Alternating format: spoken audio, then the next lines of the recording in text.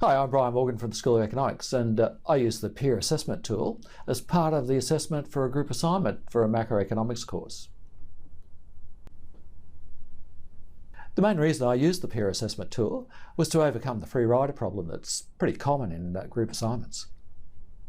I took a fairly simple approach to peer assessment and made it a small part of the overall assessment, just 3 marks out of a total of 30.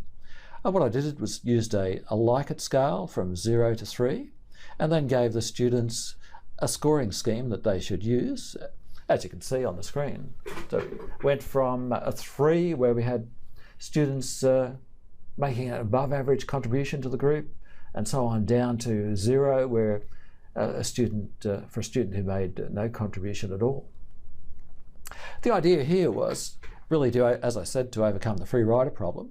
So if a student's peers all unanimously gave that student a score of 0, then they were a free rider.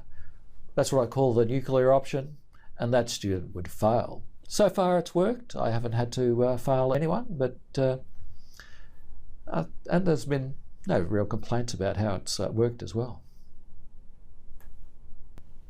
In terms of marking, I just, again, took a fairly simple approach. I averaged the scores for each of the peers, and that seemed to work pretty well because it was a fairly small component overall.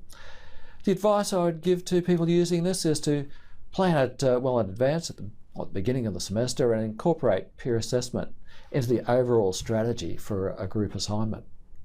In my experience, it seems to work fairly well.